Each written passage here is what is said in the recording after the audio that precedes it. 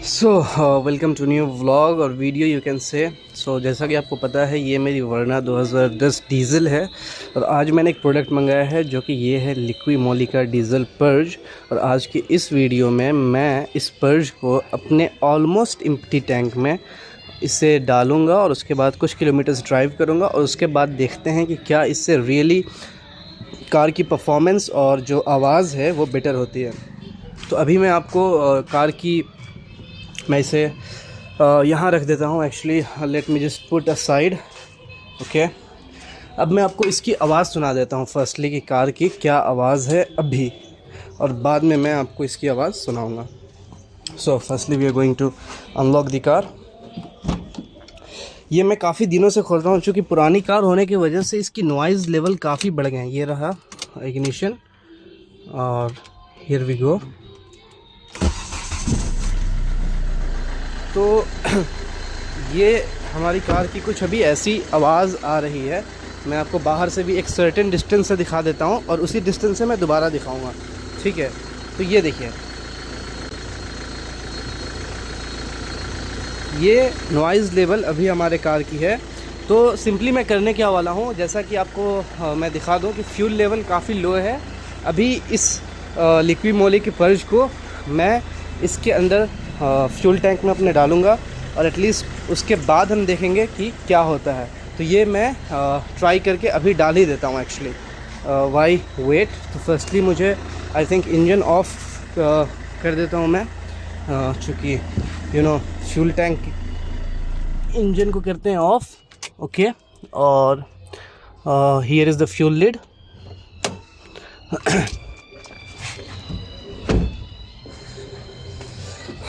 Tightly parked bike. Okay, not a big deal. ये खुल चुकी है और ये डीज़ल। जस्ट अ मिनट, मैं इससे ओपन कर लेता हूँ। जस्ट मुझे फ़ोन होल्ड करना होगा, एक सेकेंड रुकिएगा आप। तो ये रहा वो पर्ज, देखिए ये रहा वो पर्ज। जैसा कि आप देख रहे हो मैंने इसे ओपन कर लिया है। स्मेल इसकी कुछ अलग सी है। अब मैं इसे फ्यूल टैंक में अपने डालने वाला हूँ। ओके, सो हियर वी गो।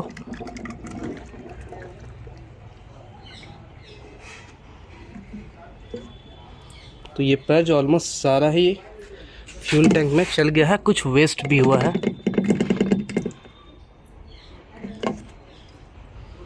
इतना तो नहीं जाएगा आई गेस, खैर कोई नहीं। तो इस पर्ज के बोतल को हम साइड रखते हैं, ठीक है। और अब कार को ले जाएंगे हम 20-25 किलोमीटर की ड्राइव पे। 20-25 नहीं, ऑलमोस्ट आप कह लो कि 40-50 किलोमीटर में भी अप एंड डाउन। और उसके बाद हम देखेंगे कि पर्ज से क्या सुधार हुई है परफॉर्मेंस में, माइलेज में, और क्या ओवरऑल एक्सपीरियंस रहता है ड्राइविंग का। फ्यूल लिड मैंने क्लोज़ कर दी और इंजन स्टार्ट करके देखते हैं। अभी तो कुछ नहीं होगा, उसे एटलीस्ट कुछ दूर चलाना होगा तभी वो पता चलेगा। तब तक मैं कार के विंडशील्ड वगैरह को ज़रा क्लीन कर लेता हूँ, क्योंकि कार काफ़ी गंदी हो रखी है। तो पर्ज डालने के बाद ये कार ऑलमोस्ट 450 किलोमीटर चल चुकी है।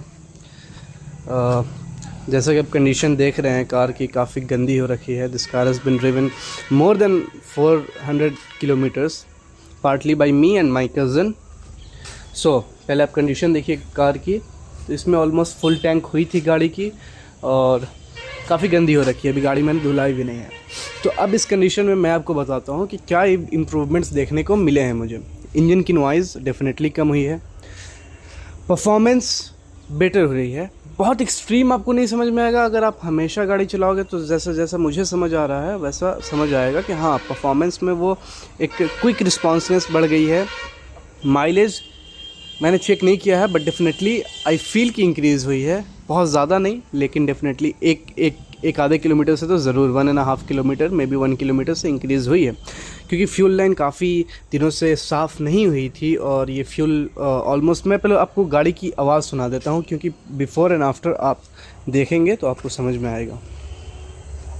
देख रहे हैं गाड़ी कंडीशन बहुत अभी गंदी हो रखी है। So let's unlock the doors. अंदर बाहर ये देखिए हम आ गए यहाँ। अब हम गाड़ी को स्टार्ट करते हैं।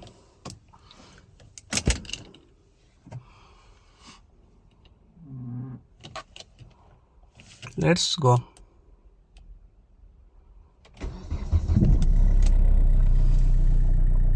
तो गाड़ी क्विक स्टार्ट हो चुकी है। नॉइज़ लेवल डेफिनेटली कम है पहले से कंपैरिजन में। तो मैं जहाँ पे आपको लास्ट टाइम जब मैं खड़ा था वहाँ से मैं आपको दोबारा सुनाता हूँ गाड़ी की आवाज़, और आपको देखना है। बट आइडल में डीजल की आवाज़ तो होती है, बट स्टिल कुछ आवाज़ ज़रूर कम हुई है। एक सॉफ्टनेस सी आ गई है जो कि पहले थोड़ी हार्श थी। तो इस पोजीशन से मैंने आपको पहले भी सुनाई थी, अभी भी सुना रहा हूँ।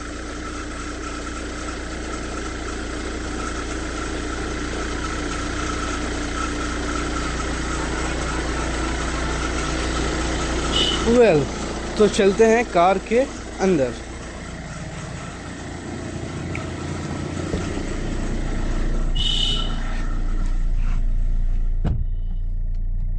मैं आपको एक्सप्रेट करके दिखा देता हूँ।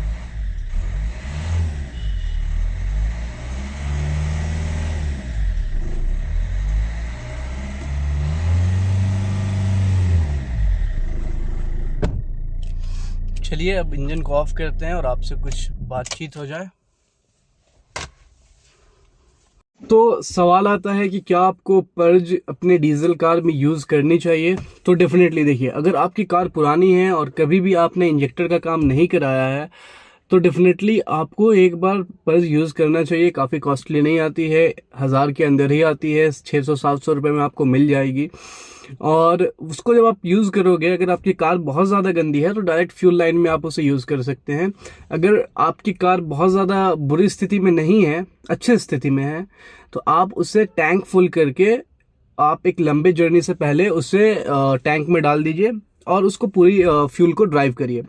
लेकिन अगर आपका मिडवे कंडीशन है, जो कि मैंने किया था, उस कंडीशन में आपको करना ये है कि आपको टैंक के लेवल को कम रखना है और फ्यूल में ऐड कर देना है डीजल पर्ज को। और डीजल पर्ज को ऐड करने के बाद फिर हमें क्या करना है, उसको कम फ्यूल में कार को चलाना है ताकि वो थिक लेयर ऑफ पर्ज जो है इंजेक्टर्स और पूरी पाइपलाइन को मिले, जिससे उसमें भी जितने ब्लॉकेज होंगी वो सारे क्लियर हो जाएं। लेकिन एक चीज़ आपको ख्याल रखना है, डीजल पर्ज कभी भी इस्तेमाल करते वक्त तभी करें जब आपने डीजल फिल्टर नया चेंज करा रखा है।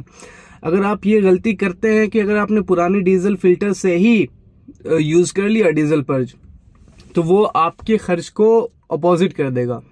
रीज़न ये है कि डीजल फिल्टर से होके ही सारी फ्यूल गुजरती है। तो डीजल पर्ज जो है, डीजल फिल्टर में जितनी गंदगी मौजूद होगी वो सारे आपके इंजेक्टर्स तक वो गंदगी जाएगी और वो इंजेक्टर्स को और फ्यूल लाइन को चोक कर देगी। तो वो एक डिस्क्लेमर आपको ख्याल रखना है कि जब आप इंस्टेंटली आपने कराया है डीजल फिल्टर चेंज, उसी वक्त करें। परफॉर्मेंस इंक्रीज होगी, डेफिनेटली आपको फील होगा कि हाँ कुछ बेटर आपने चला रखा है। पहले से स्लैगिस कम हो जाएगी इंजन, माइलेज इंप्रूव होगी, ठीक है, और नॉइज लेवल जो है वो रिड्यूस होंगे। इंजेक्टर्स के जो कट कट कट कट आवाज आते हैं वो कम होंगे।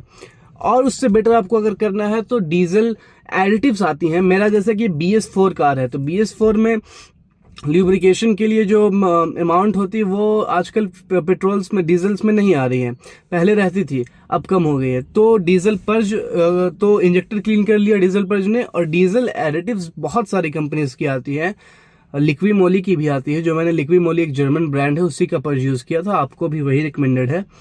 तो वो मैं फ्यूचर वीडियो में डेफिनेटली, इसके बाद जो नेक्स्ट वीडियो आएगी मैं उसे ऐड करूंगा। वो 200-250 रुपये की छोटी सी कैन आती है 250 ml की, आई थिंक 200 या 250 ml की। उसको डालने से आपकी परफॉर्मेंस इंक्रीज होगी, ल्यूब्रिकेशन इंक्रीज होगी। क्योंकि ल्यूब्रिकेशन आजकल की जो डीजल कार्स हैं वो उनके लिए जो डीजल में है वो इनफ है। लेकिन जो पुरानी BS4 डीजल कार्स हैं उनके लिए, वो BS3 BS4 डीजल कार्स के लिए वो ल्यूब्रिकेंट इनफ नहीं है। तो अलग से तो ल्यूब्रिकेंट आता नहीं है, वो फ्यूल में ही जो ल्यूब्रिकेशन होती थी उसी से चलता था। लेकिन अब हमारे गवर्नमेंट जो है उसने ल्यूब्रिकेशन की जो अमाउंट है उसको कम कर दिया, तो अब हमें काफ़ी प्रॉब्लम होती है। तो इस वजह से अपने कार को अगर आप चाहते हैं कि लंबा चले, गवर्नमेंट तो नहीं चाहती है, लेकिन आपकी कार है, जाहिर सी बात है आप चाहिएगा कि लॉन्ग लास्ट करे, तो उसके लिए आपको अपने पुराने कार्स में ये टाइम टू टाइम यूज करते रहना है। डीजल एडिटिव डीजल पर जो है 10,000 किलोमीटर पे यूज कर लीजिए। जब भी आप फिल्टर चेंज कर रहे हैं, मेरे हिसाब से वो बेटर रहेगा कि आपने फिल्टर चेंज किया डीजल फिल्टर, उस वक्त आप पर्ज ऐड करके चला लीजिए। फ्यूल लाइन की झंझट जो ज्यादा कॉस्ट दे सकती है वो कम रहेगी, डिक्रीज हो जाएगी, रिस्क फैक्टर कम हो जाएगा। और डीजल एडिटिव जो कि नेक्स्ट वीडियो में मैं आपको बताऊंगा और यूज भी करूंगा, वो आपको 4 या 5 फुल टैंक में, यानी कि आप 1000 किलोमीटर चलते हैं तो 1000 किलोमीटर में एक बार आप उसे यूज कर लीजिए अपने फुल टैंक्स के साथ। उससे क्या होगा कि इंजन की लुब्रिकेशन अच्छी हो जाएगी, परफॉर्मेंस बेटर होगा, नॉइज लेवल कम होगा, माइलेज उससे ज्यादा इंक्रीज होता है एज कम्पेयर टू दिस। इससे भी माइलेज इंक्रीज होगा, इंक्रीज नहीं होगा, बियॉन्ड नहीं जाएगा, लेकिन जो इंक्रीज जो एज के हिसाब से गाड़ी की माइलेज कम होती रहती है वो इन्हीं सब फैक्टर्स की वजह से होती है। वो फैक्टर्स को आप टैकल कर लीजिएगा तो आपकी माइलेज जो है पहले जैसी हो जाएगी। पहले जैसी दैट मीन्स कि 15 साल पहले जैसे, because my car is almost 15.5 year old. तो उस अमाउंट पे ले जाने की कोशिश करेगा जैसा कि आपकी इंजन और परफॉर्मेंस इनिशियली थी। जाहिर सी बात है टाइम के हिसाब से वियर एंड टीयर होती है, तो इंजन और परफॉर्मेंस में, माइलेज में ड्रॉप आता है। सिग्निफिकेंट ड्रॉप अगर आप टाइम टू टाइम मेंटेन करेंगे तो नहीं आएगा, लेकिन उससे टैकल करने के लिए हम ये सारी चीजें यूज करते हैं, क्योंकि फ्यूल जो है वो दैट इज ऑक्सीजन फॉर, जैसे हमारे लिए ऑक्सीजन है वैसे ही डीजल कार या पेट्रोल कार के लिए फ्यूल लाइन है। तो वो अगर इनलेट और आउटलेट जाम रहेगा तो डेफिनेटली प्रॉब्लम होगी। तो चलिए नेक्स्ट वीडियो में मिलते हैं किसी नए टॉपिक के साथ। आई होप कि वो टॉपिक डीजल एडिटिव का होगा। Till then take care, goodbye, thank you for watching this video till now. अगर आप अभी तक देख रहे हैं तो आपसे रिक्वेस्ट है कि इंथुसियास्ट जो आपकी नज़र में है उनको शेयर करिए ये वीडियो, और सब्सक्राइब कर दीजिए अगर आपने नहीं कर रखा है तो। Thank you, take care.